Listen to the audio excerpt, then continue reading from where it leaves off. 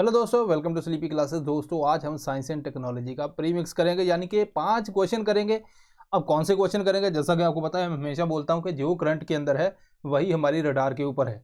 ठीक है, तो वही क्वेश्चन करेंगे और वही टॉपिक उठाएंगे। देखते हैं कि आपको कितने आंसर दे पाते हो, तो वो आप हम देखेंगे। लेकिन इससे पहले दोस्तों, बहुत से बच्चे ऐसे होते हैं जो पूरा साल के अंदर कुछ ना कुछ इशू आ गया या कोई दिक्कत आ गई, उसकी वजह से कोई पैटर्न नहीं बन पाता, ना कुछ ज्वाइन कर पाते हैं और अब कुछ टेंशन में आ जाते हैं। या कुछ ऐसे होते हैं जो कहते हैं कि क्विकली हमें रिवाइज करवा दी जाए, फुल ईयर की वीडियो बड़ी होती है। तो यहाँ पे हम प्रीलिम्स का जो क्रैश कोर्स है दोस्तों, वो हमने लॉन्च किया और बहुत से बच्चों ने ज्वाइन किया। मैं खुद भी थोड़ा सा शौक था कि भाई इतना ज़्यादा बड़ा रिस्पांस और इतनी जल्दी, क्योंकि पिछले साल आपको पता है हमने थोड़ा सा लेट स्टार्ट किया था, बट यहाँ पे हमने इसलिए पहले स्टार्ट किया कि बच्चों को बाद में टाइम भी मिल जाए। तो यहाँ पे daily live classes, static and current affair दोनों कवर होंगे दोस्तों। आपको मेंटोरशिप मिलेगी 1-to-1। टेंशन होती है भाई, एग्जाम आ रहा है ना, तो भाई उस टाइम पे मिलेगी। और 4,000 आपको MCQ मिलेंगे सॉल्व करने के लिए, मोर देन सफिशिएंट है अगर आप उसको अच्छे से सॉल्व कर लेते हो। देन टेलीग्राम ग्रुप है जहाँ पे आप बातें कर सकते हैं हमारे साथ और हम वहाँ पे आपको बताएंगे आपका सोल्यूशन।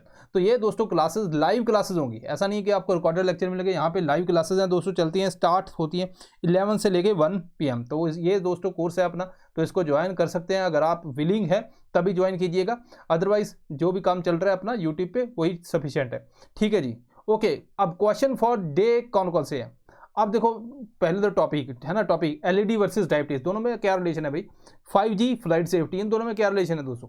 तो सिमिलरली डेंगू की बात करूंगा तो देन एडीज रिप्टाई, देन एल्बोपिक्टस, इन दोनों के अंदर क्या रिलेशन है। स्पेस मिशन, अलग अलग मिशन का क्या रिलेशन, देन आर्टिफिशियल इंटेलिजेंस। तो इसके ऊपर ये 5 टॉपिक है जो हमने उठाए हैं। थोड़े से अलग एंगल से कुछ क्वेश्चन मैंने बनाए हैं, बिकॉज सिंपल हमने काफ़ी बार कर लिए हैं, तो यहाँ पे भी देखते हैं, एक आध सिंपल क्वेश्चन भी आपको मिलेगा। टाइप 1 टाइप 2 डायबिटीज़ के ऊपर यहाँ पे क्वेश्चन है। जो लोग रेगुलर फ्यू मिनट अपना जो करते हैं, देखते हैं, तो उनको पता है कि मैंने डायबिटीज़ के ऊपर एक डिटेल के अंदर वीडियो बनाई थी फ्यू मिनट सीरीज़ के अंदर, तो वो भी आप देख सकते हो वहाँ पे, तो आंसर आपको मिलेगा। लेकिन उसके साथ एक और एंगल हमने जोड़ा है, आर्टिफिशियल लाइट वाला, वो इस क्लास के अंदर पढ़ेंगे। दूसरा क्वेश्चन है दोस्तों, 5G टेक्नोलॉजी का जो फ्लाइट सेफ्टी का जो इशू हुआ है, उसका जो मोस्ट एप्रोप्रिएट रीज़न क्या है कि किस कारण ये हुआ है। इसके अलावा दोस्तों थर्ड जो है वो है डेंगू फीवर के कंटेक्स्ट के अंदर। यहाँ पे भी अगर आप देखोगे, डेंगू के बारे में आपने भी पढ़ा होगा, तो लेकिन यहाँ पे हमने एक दो जो है ये WHO की हेल्प से लिया है, हमने एक स्टेटमेंट निकाली है और ये अभी करंट अफेयर की स्टेटमेंट निकाली है। ये जो है वो बेसिक है, तो तीनों टाइप, जो तीनों स्टेटमेंट हमने इसके अंदर डाली है। उसके अलावा दोस्तों डार्ट मिशन आदित्य आर्टेमिस, तो इसके ऊपर एक सिंपल क्वेश्चन, और बहुत ही ज़्यादा सिंपल क्वेश्चन है अगर आप इसको ध्यान से पढ़ो, क्योंकि इस तरह के क्वेश्चन हम जल्दी से पढ़ तो लेते हैं, बट हमें एग्जाम के अंदर स्टेटमेंट ऐसी आ जाती है, हम कंफ्यूज हो जाते हैं। तो ये 5 क्वेश्चन है, आप स्टॉप करके वहाँ पे अपना आंसर निकाल सकते हो। लेकिन जो नहीं है, जो साथ में करेंगे, वो हम यहाँ पे अब स्टार्ट करते हैं। तो चलो सॉल्व करते हैं दोस्तों बड़ी तेजी से।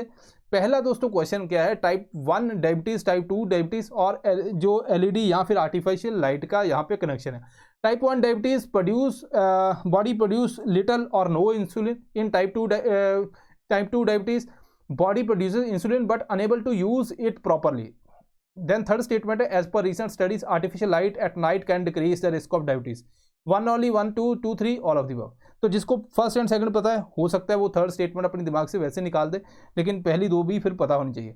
तो यहाँ पे दोस्तों पहली 2 स्टेटमेंट अपनी ठीक है, थर्ड स्टेटमेंट गलत है। अब क्यों गलत है ये चलते हैं दोस्तों। इंडियन एक्सप्रेस के अंदर एक आर्टिकल है, can LED light at night malls and food courts raise your risk of diabetes. तो इसके ऊपर पढ़ेंगे, लेकिन पहले जैसे कि आपको पता है कि मैं पहले बेसिक बताता हूं, तो बेसिक पहले पढ़ते हैं। लेकिन ये बेसिक अगर आपने और डिटेल के अंदर जाना है, यहाँ पे तो मैं आपको एक क्विकली बताऊंगा, और ज़्यादा डिटेल में जाना है तो आप फ्यू मिनट सीरीज के अंदर वहाँ पे डायबिटीज़ लिख के, तो वहाँ पे आगे स्लीपी क्लासेस मेंशन करके वहाँ पे आप निकाल सकते हो, वीडियो को डिटेल में बताई हुई है। वैसे भी घर वालों के लिए भी इंपॉर्टेंट है भाई, है ना। तो अब यहाँ पे बात करते हैं कि होता क्या है। मान लीजिए आपने कार्बोहाइड्रेट सोर्स खाया, कोई शुगर है या कुछ भी है, अपने ब्लड के अंदर गया, ग्लूकोज बना। अब ग्लूकोज जो है ये कहीं ना कहीं तो स्टोर होगा। अब यहाँ पे क्या हो रहा है, इस टाइम पे ब्लड ग्लूकोज लेवल अपना हाई है ना। तो फिर क्या होता है दोस्तों, यहाँ पे जो इंसुलिन रिलीज होता है, इंसुलिन क्या करता है, इस सभी को उठा के, जो ग्लूकोज है एक्सेस है, इसको उठा के सेल के अंदर लेके जाता है। सेल के अंदर क्या होगा, ये एनर्जी के अंदर कन्वर्ट होगा और हमें एनर्जी मिलेगी। ठीक है, अब यहाँ पे अगर मान लीजिए नॉर्मल क्या है कि ग्लूकोज आपकी बॉडी के अंदर, ब्लड के अंदर है, इंसुलिन रिलीज हुआ, इंसुलिन ने उठाया यहाँ पे, और इंसुलिन रिसेप्टर जो सेल के ऊपर है उसके थ्रू ये सेल के अंदर पहुँच गया। टाइप 1 के अंदर क्या होता है कि आपका ग्लूकोज तो है, आपने खाना खाया, ग्लूकोज जनरेट हो रहा है, लेकिन पैनक्रियास जो है आपका इंसुलिन नहीं प्रोड्यूस कर रही, तो ये सेल के अंदर कैसे आएगा? तो एनर्जी लेवल लो रहता है, वेट लॉस बहुत ज़्यादा उसके अंदर होता है। टाइप 2 के अंदर क्या होता है, ग्लूकोज तो है, विद एज हो जाता है ये ज़्यादातर, तो इंसुलिन भी है, लेकिन जो सेल है वो रिस्पॉन्स नहीं करता, वो कहता है कि दोनों है ठीक है पर मैं रिस्पॉन्स नहीं करूंगा, इसको बोलते हैं इंसुलिन रेजिस्टेंस। अब यहाँ पे अगर आप देखोगे कुछ पेशेंट के अंदर आप देखोगे कि डायबिटीज़ है, वेट इंक्रीज करता है ना, वेट बढ़ता रहता है, क्योंकि इंसुलिन जो बहुत ज़्यादा रिलीज होता है उनका भी, तो वहाँ पे वो क्या करता है, जो ब्लड है ग्लूकोज है उसको स्टोर करता रहता है और धीरे धीरे बॉडी के अंदर डिपोजिट होता रहता है, वेट इंक्रीज हो जाता है। कुछ के अंदर आप देखोगे कि जो जिनकी 40-50 भी है उनका जो वेट लॉस होता रहता है ना, इंसुलिन की वजह से। उसका क्या कारण है दोस्तों, वहाँ पे इंसुलिन रेजिस्टेंस भी हो जाता है। अब ये कैसे होता है, तो आपके मन में क्वेश्चन आएगा, हालांकि यूपीएससी के मन में ऐसा क्वेश्चन नहीं आएगा, बट मैं आपको बता देता हूँ आपकी फैमिली के लिए, आपकी हेल्थ के लिए, ठीक है, हेल्थ के लिए कैसे इंपॉर्टेंट है। अब आप यहाँ पे एक चीज़ समझो, आपकी बॉडी के अंदर ग्लूकोज जनरेट हुआ, आपने एक्सेस कार्बोहाइड्रेट, एक्सेस शुगर, मतलब रोटी है, आलू है, चावल है, ये सारी चीज़ें खा रहे हो, ठीक है। अब यहाँ पे क्या होगा, इंसुलिन रिलीज होगा, इंसुलिन उठा के इसको लेके जाएगा सेल के पास कि भाई मेरे पास ग्लूकोज है, उसने सेल का दरवाजा खटकाया, भाई खोलो मैं ग्लूकोज लेके आया हूँ, सेल ने बोला चल ठीक है ले आया, और ग्लूकोज यहाँ पे सेल ने रख लिया, ठीक है G1। अब हम तो कार्बोहाइड्रेट खाते जा रहे हैं, ब्लड के अंदर फिर ग्लूकोज और ज़्यादा हाई है ऑलरेडी, है ना, क्योंकि बहुत ज़्यादा जनरेट किया हुआ है, तो ब्लड शुगर ऑलरेडी हाई है, तो फिर ये इंसुलिन को बोलेगा भाई लेके जा, तो इंसुलिन फिर उठा के लेके जाएगा, उसको दरवाजा खोलेगा, वो कहेगा यार मेरे पास ऑलरेडी है, मैं इसकी एनर्जी बनाऊंगा, मुझे और ज़रूरत नहीं है, लेकिन ये बोलेगा भाई मालिक का ऑर्डर है, तो ये थोड़ा बहुत चलो स्टोर इसने कर लिया G2। उसके बाद फिर ये कहेगा भाई अभी भी जो ब्लड ग्लूकोज लेवल है बहुत आई है, अभी लेके जा, फिर ये इंसुलिन उठा के लेके जाएगा, तो फिर दरवाजा वो कहेगा यार कान के नीचे दूंगा तेरे, है ना, भाई बार बार आता जा रहा है, मुझे डिस्टर्ब कर रहा है ना, प्राइवेसी नाम की कोई चीज़ है, तो वो कहेगा भाई अब नहीं चाहिए मुझे, बस बहुत हो गया भाई मेरे पास ऑलरेडी है, तो फिर लेकिन फिर वापस आ जाता है, फिर ये बॉडी कहेगी यार अभी आई है, वो कहेगा भाई वो तो कान के नीचे देगा, वो कहता है नहीं नहीं एक बार ट्राई कर ले, क्या पता मान जाए, फिर वो आएगा तो वो दरवाजा बंद ही है सेल का, क्योंकि ऑलरेडी उसके पास सफिशिएंट मटेरियल है। धीरे धीरे क्या होता है कि सेल रिस्पॉन्स करना ही बंद कर देता। अब जब सेल रिस्पॉन्स करना बंद कर देता, सेल कहता है यार इसकी शक्ल देखनी नहीं है चाहे जो मर्जी हो जाए, तो फिर क्या करता है सेल जो है वो एनर्जी कहाँ से लेगा, तो फिर बॉडी के अंदर जो फैट वगैरह स्टोर होती है उसको ये धीरे धीरे बर्न करने लगता है और वहाँ पे वेट लॉस होने लगता है, लेकिन आपका जो ब्लड शुगर लेवल है वो बहुत हाई ऑलरेडी उस टाइम पे भी होता है। तो यहाँ पे आपको ये देखना है, इसको बोलते हैं इंसुलिन रेजिस्टेंस हो गया। तो अब यहाँ पे सोल्यूशन क्या हो सकता है, मान लीजिए आपने डाइट को जो है अपना कार्बोहाइड्रेट है, देन अपना ये शुगर वगैरह इसको कम कर दिया, जब कम करोगे हाई फाइबर डाइट लोगे तो उसके अंदर प्रोटीन सोर्स और फैट वगैरह इंक्लूड करोगे, तो धीरे धीरे क्या होगा, ब्लड शुगर लेवल लो हो जाएगा, ठीक है, इंसुलिन का लेवल भी लो हो जाएगा, और धीरे धीरे फिर जो है ये सेल जो है इंसुलिन का अब देखो आया ही नहीं, पहले घर की तरफ ही कोई, मान लीजिए जैसे आपके घर की तरफ बाहर कोई घूमता रहता है बार बार, कोई सब्जी वाला या कुछ है, तो आप कहते हो कि यार ये बार बार आता रहता है, बंद कर दिया, उसके बाद कि मेरे पास है सब्जी, तुम सुबह भी आ गए दोपहर भी शाम भी, तो उसके बाद क्या होगा कि 10 दिन हो गए तो आप कहेंगे यार वो कहाँ गया, है ना, क्योंकि अब हमें चाहिए। तो सेल भी ऐसे इस तरह बिहेव करता है, वो जब बहुत ज़्यादा अमाउंट कम हो जाती है इंसुलिन की, वो धीरे धीरे फिर कहता है यार कभी तो आओ हमारे घर, है ना, फिर वो आता है और वो ये इंसुलिन रेजिस्टेंस जो है हमारा खत्म हो जाता है। तो इस तरह से सिंपल भाषा के अंदर, स्पेशली जो आपको पता है कि नॉन साइंस बैकग्राउंड उनके लिए ये मैंने बताया आपको। तो यहाँ पे अगर आप देखोगे टाइप 2 के अंदर क्या है, सेल ही नहीं रिस्पॉन्स कर रहा है, इंसुलिन रेजिस्टेंस हो जाता है। अब यहाँ पे टाइप 1 के अंदर मैंने बताया दिया, टाइप 2 इसके अलावा गेस्टेशनल डायबिटीज़ भी होता है जो प्रेगनेंसी के अंदर होता है, लेकिन हाँ ये डिटेल के अंदर पहले बनाई हुई है वीडियो, तो इसलिए मैंने इसको क्विकली निकाल दिया। अब ये बातें तो होगी, अब एलईडी वाला क्या सीन है, एलईडी वाला दोस्तों बेसिकली क्या है, आर्टिफिशियल लाइट का सीन है यहाँ पे। ये क्या है, अब देखो दो अगर मैं बात करूँ कि मेलाटोनिन हमारा रिलीज होता है, ठीक है, जिसको हम बोलते हैं जब डार्क हुआ, रात हुई मेलाटोनिन रिलीज हो गया, ठीक है। अब मेलाटोनिन प्रोडक्शन होती है तो हम सो जाते हैं, उसके बाद क्या होता है कि कॉर्टिसोल रिलीज होता है जब मॉर्निंग होती है, ठीक है, लाइट आई तो कॉर्टिसोल अपना रिलीज हुआ और जागते हैं हम, वेकअप हार्मोन कहते हैं जो स्टिमुलेंट हार्मोन होता है, उसके बाद हम अपनी एक्टिविटीज़ करते हैं। लेकिन अगर रात को भी लाइट हो, ठीक है, आपके आर्टिफिशियल लाइट है, तो ये कॉर्टिसोल का लेवल हाई रखेगी। अब देखो मान लीजिए कॉर्टिसोल का लेवल हाई हुआ, दिन हुआ कॉर्टिसोल का लेवल हाई हुआ, हमारे जो शुगर प्रोडक्शन बढ़ जाती है, एनर्जी आती है, हम काम करते हैं। यहाँ पे क्या हो रहा है कि रात को भी कॉर्टिसोल रिलीज हो रहा है, जबकि मेलाटोनिन रिलीज होना हम सोना चाहिए हमें, लेकिन यहाँ पे कॉर्टिसोल रिलीज हो रहा है, तो यहाँ पे शुगर प्रोडक्शन जो है बढ़ती है फिर, शुगर प्रोडक्शन बढ़ती है तो जिसकी वजह से डायबिटीज़ होने के चांसेस रहते हैं। ठीक है, क्योंकि हम रात को भी कॉर्टिसोल को रिलीज कर रहे हैं। तो ये स्टडी ने बोला रिसेंटली कि बिकॉज अपना एक लाइफ का सिस्टम है। अगर आप देखो छोटा सा बच्चा है, वो जब दिल किया सो गया, जब दिल किया उठ गया, है ना। तो अब यहाँ पे हमारा विद द टाइम क्या होता है कि वो जो साइकिल है, सर्केडियन साइकिल, उसका सेट हो जाता है आउटर एनवायरनमेंट के हिसाब से। सूरज आया तो वो देखेगा, जागेगा, देन अंधेरा हुआ तो वो सो जाएगा, धीरे धीरे उसका साइकिल सेट हो जाता है। ऐसे ही हमारी बॉडी के अंदर हार्मोन वगैरह भी इसी तरह रिलीज होते हैं। लेकिन अगर डिस्टर्ब करेंगे तो प्रॉब्लम आएगी। जैसे मान लीजिए बहुत ज़्यादा लाइटनिंग है तो फिश स्पीसीज है, उनका भी जो लाइफ साइकिल है वो डिस्टर्ब हो जाता है। तो यहाँ पे ये सारे एंगल हैं, कहीं से भी आपको क्वेश्चन आ सकता है। मैंने ओवरऑल आपको सारी चीज़ें के बारे में इन्फॉर्मेशन देने की कोशिश की है। ठीक है दोस्तों, अब सेकंड क्वेश्चन देखिए, recently concern over 5G technology and flight safety seen in news, mark the appropriate reason behind such concern. क्या कंसर्न है भाई? Lack of encryption early in connection process. Second है more bandwidth will strain current security monitoring. Third है high radiation impact on passenger. Fourth है interference with flight operations.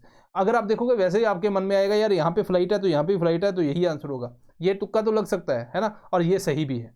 ठीक है, लेकिन हाँ ऐसा एग्जाम के अंदर नहीं लगाना, बट मैं वैसे की बात कर रहा हूँ। इंटरफेरेंस हो रही है बेसिकली फ्लाइट ऑपरेशन के साथ, ये हो क्या रहा है इसके ऊपर बात करते हैं, ये ज़्यादा जरूरी है। ओके, तो यहाँ पे पहले चलते हैं। देखो 5G हम लेके आ रहे हैं तो नेचुरली यहाँ पे हाई फ्रिक्वेंसी भी यूज़ होती है। तो अगर अलग अलग फ्रिक्वेंसी बैंड है 5G जहाँ पे हम यूज़ कर रहे हैं, एक है लो फ्रिक्वेंसी बैंड, यहाँ पे 450 मेगाहर्ट्ज़ टू 1 गीगाहर्ट्ज़। अलग अलग न्यूज़पेपर या अलग अलग आर्टिकल के ऊपर थोड़ा बहुत ऊपर नीचे हो सकता है, मतलब ओवरऑल यही है। एक होता है मिड 1 गीगा तो 7, देन मिलीमीटर वेव आती है या जिसको हाई बैंड बोलते हैं 24 गीगाहर्ट्ज़ से 52 गीगाहर्ट्ज़। तो हाई फ्रिक्वेंसी है यहाँ पे। अगर आप देखोगे यहाँ पे हाई फ्रिक्वेंसी यूज़ कर रहे हैं, यहाँ पे थोड़ी सी लो कर रहे हैं, यहाँ पे बिल्कुल लो कर रहे हैं। हालांकि और भी फैक्टर इंपैक्ट करते हैं, लेकिन हम यहाँ पे समझने के लिए इतना समझते हैं। सो यहाँ पे जितना जो हाई बैंड है ये आपको स्पीड बड़ी अच्छी दे रहा है। ठीक है, स्पीड बहुत अच्छी दे रहा है, लेकिन इसकी कवरेज कम है। कवरेज जो है वो कम है। ठीक है, सो इट मीन्स कि कहाँ पे ज़्यादा यूज़ होगा, जहाँ पे इंडस्ट्रियल एरिया है, कोई मान लीजिए रिसर्च सेंटर है, या उनको प्रॉपर चाहिए तो वहाँ पे एक टावर लगा दिया, उनको हाई स्पीड वहाँ पे मिल गई। दूसरा आता है दोस्तों, एक है लो बैंड। लो बैंड के अंदर क्या है कि कवरेज तो अच्छी है, अच्छा खासा एरिया कवर कर लेता है टावर, बट वहाँ पे स्पीड कम है। तो ये हमारे जैसे गरीब लोगों के लिए है ना, फ़ोन पे चला लो, इधर उधर चला लो, उनके लिए ये काम चल जाएगा। बीच में आता है मिड बैंड, यहाँ पे इतनी ज़्यादा हाई फ्रिक्वेंसी भी नहीं है, मतलब आपको स्पीड भी ठीक ठाक मिल जाती है और कवरेज भी ठीक ठाक मिल जाती है। ठीक है, यहाँ पे क्या था, स्पीड बहुत कम है, यहाँ पे कवरेज बहुत कम है, दोनों में नुकसान है। तो यहाँ पे दोनों का ठीक ठाक मिल जाता है। तो ये एक स्वीट स्पॉट है जिसको 5G टैकल करना चाहता है, मतलब कैप्चर करना चाहता है बेसिकली। ठीक है, अब यही बैंड जो है मिड बैंड इसको बोलते हैं दोस्तों, जिसको सी बैंड मिड बैंड बोलते हैं। यही बैंड यूज होता है एल्टीमीटर के अंदर। एल्टीमीटर बेसिकली दोस्तों फ्लाइट जो एयरक्राफ्ट है उसके लिए यूज़ किया जाता है। वो हाइट बताता है कितनी हाइट के ऊपर तू है और कितनी नहीं, तो वो ये सेफ्टी के लिए बहुत ज़रूरी है, एक्यूरेट मेजरमेंट। तो दोनों अब सेम फ्रिक्वेंसी ऑलमोस्ट वहीं पे यूज़ करेंगे, या मे बी 5G थोड़ा सा हायर फ्रिक्वेंसी यूज़ कर ले तो वहाँ पे, या 5G के अंदर आप देखोगे कि पावर ज़्यादा, एनर्जी ज़्यादा यूज़ होती है, तो वहाँ पे इनके अंदर इंटरफेरेंस होने के चांसेस हैं, जिसकी वजह से जो उनको एक्यूरेट हाइट नहीं मिल पाएगी और वहाँ पे जो एक्सीडेंट या कुछ भी हादसा होने के चांसेस रहेंगे। तो ये दोस्तों इसके अंदर जो अपना रिसेंट कंसर्न शो हुआ है। इसके अलावा दोस्तों आगे चलते हैं भाई, डेंगू फीवर के बारे में बताइए। फर्स्ट है, it is transmitted by mainly by male mosquito of species Aedes aegypti. Second, currently Aedes albopictus dominates lower Himalayas, whereas Aedes aegypti is prevalent in southern Himalaya peninsula. Then it can be transmitted via blood products, organ donation and transfusion। यहाँ पे 1 and 2, 2 and 3, 1, 3 all of the above। चलिए दोस्तों, अगर हम देखें तो पहले क्या देखते हैं कि अगर यहाँ पे आप देखोगे आपको लगेगा यार ये वाली स्टेटमेंट बड़ी डिफिकल्ट है ना, कि दोनों आगे पूछ लिए स्पीसी एल्बोपिक्टस के बारे में, ये भी तो के कईयों को मन में आएगा यार यूपीएससी पता ऐसे थोड़ी क्वेश्चन पूछती है, काट दो। ऐसा नहीं है, एग्जाम के अंदर आप ऐसे ही करते हो, ऐसा नहीं।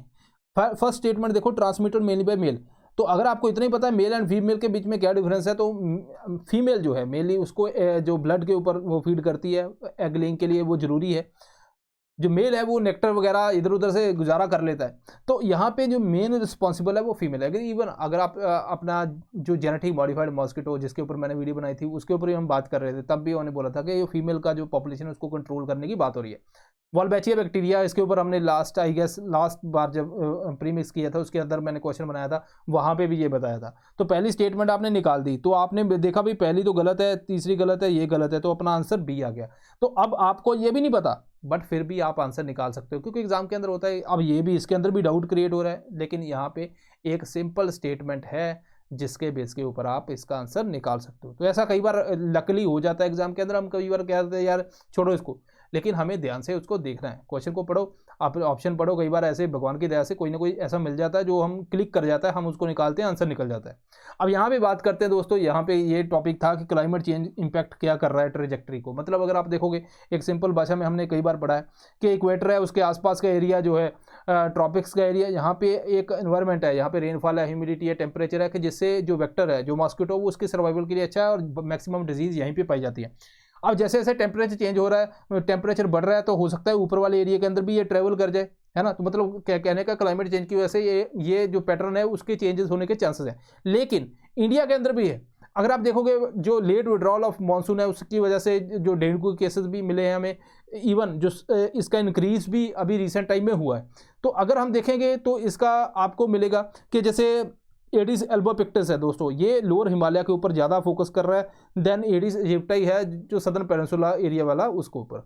एडिस इजिप्टाई अगर देखोगे हॉट डेजर्ट एरिया के ऊपर ज़्यादा उसका इम्पैक्ट देखने को मिल रहा है। देन दूसरा एल्बोपिक्टस जो है वो अपर जो हिमालयाज है, कोल्ड रीजन है, उसके ऊपर ज़्यादा फोकस कर रहा है। इवन जब आप कश्मीर की बात करते हैं, पहले भी इतना वहाँ पे टेम्परेचर ह्यूमिडिटी इतनी कंड्यूसिव नहीं थी कि वो डिजीज़ वहाँ पे बहुत ज़्यादा बढ़ जाए, लेकिन अब विद द टाइम वहाँ पे भी हमें ये डेंगू के केसेस देखने को मिल रहे हैं। तो ये है डेंगू की बात करें तो दोस्तों इसका पहली बात तो सोर्स क्या है, WHO। ठीक है, WHO की साइट है, तो वहाँ से हमने पूरा ये डेंगू वाला मैंने आपको निकाला, बिकॉज जितना ज़्यादा वो ऑथेंटिक है उतना बढ़िया। दो है, दो में लिए एडिस इजिप्टाई, दूसरा है लेसर एक्सटेंट तक एल्बोपिक्टस। ठीक है, इसके अलावा चिकनगुनिया, येलो फीवर, जीका, अब इसके ऊपर भी हमने एक क्वेश्चन बनाया था अलग से कि किसकी वजह से होता है ना। तो अब यहाँ पे जो डेंगू वायरस है, अगर मान लीजिए कोई पर्सन ए है वो इन्फेक्टेड है, उसके बॉडी के अंदर डेनवी है डेंगू वायरस, तो मॉस्किटो इसको बाइट करेगा। अब ये डेनवी क्या कहाँ चला गया, मॉस्किटो की बॉडी के अंदर। अब मॉस्किटो किसी और थर्ड पर्सन को इन्फेक्ट करेगा, बाइट करेगा, और उसकी बॉडी के अंदर ट्रेवल हो जाएगा, डेंगू ऐसे फैलता रहता है। अब यहाँ पे ट्रांसमिशन कैसे होता है, ये WHO की साइड से हमें और इन्फॉर्मेशन मिली है जो हमें जरूरी है। एक तो मॉस्किटो वाला हमने बता दिया। अब जब एक बार मॉस्किटो इन्फेक्टेड हो जाता है तो वो फिर आगे ट्रेवल करता रहता है, वो इन्फेक्ट करता रहता है लोगों को। मैटरनल ट्रांसमिशन, क्या ये पॉसिबल है, हमें हाँ या ना बस इतना ही थोड़ा सा रखना है। यहाँ पे एविडेंस मिले हैं कि हाँ पॉसिबिलिटी है कि maternal transmission pregnant mother to baby हो सकता है डेंगू। इवन रेयर केसेस ऐसे भी मिले हैं जहाँ पे ब्लड प्रोडक्ट है, ऑर्गन डोनेशन है, ट्रांसफ्यूजन है, इसकी वजह से भी ये डेंगू ट्रेवल कर सकता है। तो बस हाँ ना इतना बस अपने को पता होना चाहिए, अपना आंसर वहाँ पे निकल जाएगा। सिम्टम क्या है, फटीग है, वॉमिटिंग है, देन फीवर वगैरह, ये सारी सिम्टम आता है। ट्रीटमेंट इसका कोई स्पेसिफिक नहीं है, सिम्टोमेटिक होता है। जैसे बीमार है जो उसके सिम्टम देख रहे हैं उसके हिसाब से उसकी ट्रीटमेंट करते जाओ। वैक्सीन है या नहीं है बस इतना याद रखना है, डेंगू वैक्सीन है। ठीक है, तो ये इससे अपना प्री का क्वेश्चन निकल जाएगा। अब बात करते हैं दोस्तों, consider the following matches. Space mission है कि किसको वो टारगेट कर रहा है। डार्ट मिशन है, Aditya L1 Artemis. DART mission Mars, Aditya L1 moon, then Artemis sun. Only one pair is correct, only two pairs are correct, all three pairs are correct, all pairs are incorrect। ठीक है, तो यहाँ पे आप देख सकते हो कि कौन सी स्टेटमेंट इसके अंदर सही है कौन सी नहीं है। तो दोस्तों यहाँ पे सारे ही जो हैं वो इनकरेक्ट है। बात करते हैं दोस्तों डार्ट मिशन। डार्ट मिशन का आपको पता है कि हमने पढ़ा है, अगर आप फ्यू मिनट के अंदर देखोगे तो वहाँ पे आपको वीडियो मिल जाएगी। बेसिकली क्या है कि कुछ एस्ट्रॉइड जो है पोटेंशियल हजार्डस हो सकते हैं, अर्थ के इतना पास, अर्थ का अगर ऑर्बिट है उस ऑर्बिट के बाद इतना पास आगे कि हो सकता है अर्थ के ऊपर टकरा जाए। तो ऐसे जो एस्ट्रॉइड है उनको हमने साइड करना है, डिफ्लेक्ट करना है। मान लीजिए ये एस्ट्रॉइड का ऑर्बिट है यहाँ पे, ये अर्थ का है, तो हम यहाँ से डार्ट मिशन जो नासा ने बनाया तो यहाँ पे स्ट्राइक करेंगे और इसका जो ऑर्बिट है थोड़ा सा दूर कर देंगे, क्योंकि यहाँ पे जो डिफरेंस है, मान लीजिए डिस्टेंस है अर्थ के ऑर्बिट से, वो काफ़ी पास है। अब यहाँ पे अगर हमने डिफ्लेक्ट कर दिया तो ये इसका ऑर्बिट अंदर चला गया तो दूरी बढ़ जाएगी, तो खतरा थोड़ा सा टल जाएगा। ये है दोस्तों डार्ट मिशन। इसको और नाम भी है दोस्तों asteroid impact deflection assessment, AIDA। दूसरा है दोस्तों आदित्य L1। अब यहाँ पे लैंग्वेज पॉइंट L1 के ऊपर ये जाने की कोशिश हमने करनी है, इसरो का है, ये बेसिकली सन को स्टडी करेगा। Then Artemis. Artemis basically mission है जो नासा का, पहले वो कहते हैं मून के ऊपर पहले भी गए हुए हैं अपोलो मिशन वगैरह, बट यहाँ पे अब ह्यूमन फ्लाइट वो मून के ऊपर लेके जाना चाहते हैं। पहले अनक्रूड फ्लाइट जाएगी, चलेगी है मतलब, ठीक है, अब तो आने वाली है वापस। तो आर्टेमिस 1 जो है बेसिकली क्या है, ये टेस्टिंग है। देन आर्टेमिस 2 आएगा, 3 आएगा, तो वहाँ पे मून को टारगेट करेंगे। और देन और भी अगर यहाँ पे सक्सेसफुल हो गया तो मार्स के ऊपर भी हम इंसानों को लेके जाएंगे, वापस ले आएंगे, ये सारा काम ये चलाएंगे। ठीक है दोस्तों, अब यहाँ पे बात करते हैं, which one of the following would you accept as the most appropriate definition of artificial intelligence. First, artificial intelligence is a field that aims to make human more intelligent. Second, artificial intelligence is a field that aims to improve security. Third, artificial intelligence is the field that aims to develop intelligent machines. Fourth, artificial intelligence is a field that aims to mine the data. तो यहाँ पे अगर आप देखोगे indirectly directly कुछ related है, लेकिन हमें मोस्ट अप्रोप्रिएट यहाँ पे डेफिनेशन चाहिए। तो ये क्वेश्चन अगर मैं देखूँ यूपीएससी कंटेक्स्ट के अंदर तो सिंपल आता है, क्योंकि हम कहीं पढ़ते नहीं है, स्टेटमेंट देख के ऊपर ही हमें आंसर निकालना होता है। तो लेकिन अगर आपको कंसेप्ट क्लियर है तो बहुत ही ईजी ये क्वेश्चन बनता है। तो यहाँ पे बेसिकली हम क्या कर रहे हैं, इंटेलिजेंट मशीन बनाने की कोशिश कर रहे हैं, तो अपना C is the right answer. So artificial intelligence के अंदर क्या है कि सिमुलेशन होती है कि मशीन वही काम कर रही है, मशीन लर्निंग का डेटा दे दिया, मशीन ने लर्न किया, हम चाहते हैं कि हमारी तरह काम करे। हमारी तरह वो काम नहीं कर सकती, हमारी तरह पूरी प्रॉपरली काम नहीं कर सकती। जो आजकल हम देख रहे हैं that is narrow artificial intelligence, है ना, कि भाई वहाँ पे क्या है, जैसे सीरी एलेक्सा वगैरह ये सारी काम करते हैं जो डेटा दे दिया, लेकिन उनके अंदर अगर आप देखोगे इमोशंस नहीं है। कुछ चैट बॉक्स वगैरह के अंदर, चैट बॉट वगैरह के अंदर हैं, बट वो मिमिक करते हैं। एंगर नहीं है, देन अपना वो क्या बोलते हैं, डर नहीं है ना, खौफ तो होना चाहिए। यहाँ पे अगर आप देखोगे कोई भी गेम खेल रहे हो, आपने देखा होगा बहुत सी ज़्यादा आर्टिफिशियल इंटेलिजेंस का साथ खेलते हो तो आप हारने वाले, आपके पसीने छूट जाते हैं, लेकिन वहाँ पे उसको कोई फर्क नहीं पड़ता। तो वो वाला जो इमोशन है वो भी एक इंटेलेक्ट का पार्ट है, that's why it is called as narrow artificial intelligence. दूसरी होती है जनरल आर्टिफिशियल इंटेलिजेंस, जिसको हम ब्रॉड भी बोलते हैं। ठीक है, अब ये जो है बेसिकली ये हमें कहाँ पे देखने को मिलती है, मूवीज़ के अंदर देखने को मिलती है। तो ये सारी चीज़ें हैं जिसके ऊपर हमने बात की है। आई होप कि आपको समझ आया होगा दोस्तों। So this is all. So दोस्तों आई होप कि आपको पसंद आया होगा, आप रिवीजन करते रहिए। सो मिलते हैं next time. Thank you very much.